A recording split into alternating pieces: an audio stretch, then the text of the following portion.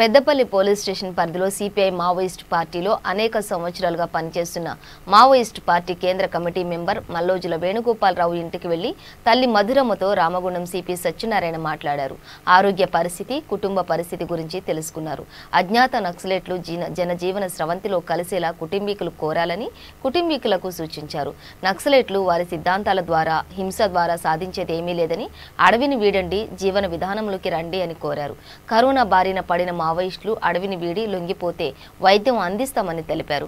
అడవిలో ఉంటూ చేసేదేమీ లేదని, అనవసరంగా ప్రాణాలు కోల్పోవద్దని సూచించారు.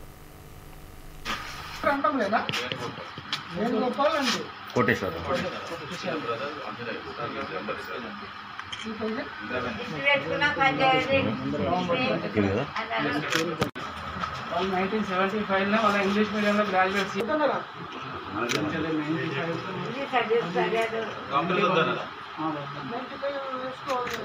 యాంటీబాడీస్ ప్రొడ్యూస్ కావు, అది థ్రాంబోసిస్ ఆమె ఎక్కడ బయట ఇంత బయటకు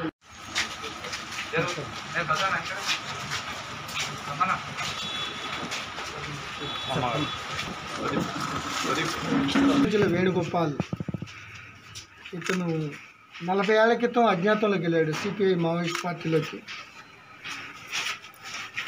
ఆల్మోస్ట్ 60+ ఉన్నాడు ఆయన. సెంట్రల్ కమిటీ పోలిట్ బ్యూరోలో పనిచేస్తున్నాడు ఆయన. సో ఆయన మదర్ని, షీఈ్ 95 years old. ఆవిడ భర్త కూడా ఫ్రీడమ్ ఫైటర్, ఆ పెన్షన్ కూడా రావడం జరుగుతుంది. సో ఆవిడ్ని పరామర్శించి ఒకవేళ ఈవిడ ద్వారా, అప్పీల్ ద్వారా జీవన స్రవంతిలో కలవాలనుకుంటే పోలీసులు వెల్కమ్ చేస్తారు అని హరిభూషణ్ నారాయణ మహబూబాబాద్ నుంచి అజ్ఞాతంలోకి వెళ్ళిన ఆయనకి కరోనా ద్వారా చనిపోవడం అనేది జరిగింది. 2-3 రోజులు రూమర్స్ అనుకున్నారు. బట్ వీళ్ళు ఈరోజు సిపిఐ మావోయిస్ట్ పార్టీయే కన్ఫర్మ్ చేసింది.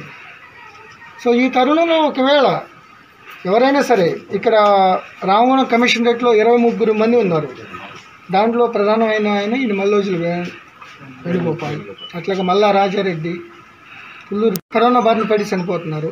అటువంటి టైంలో ఒకవేళ ఎవరన్నా ఫ్యామిలీ మెంబర్స్ని అప్రోచ్ చేసి మాకు ఇట్లా ఉందని చెప్తే డెఫినెట్గా ఎవరైనా సరే, ఇప్పుడు మేము వచ్చిందే మల్లోజుల వేణుగోపాల్ అనే సిసిఎం పోలిట్ బ్యూరో ఆయనకి కరోనా వచ్చిందని కాదు, ఏదో పరామర్శిస్తున్నాం. ఒకవేళ ఏదన్నా వస్తే కంపల్సరీగా మీడియా ద్వారా చికిత్స సదా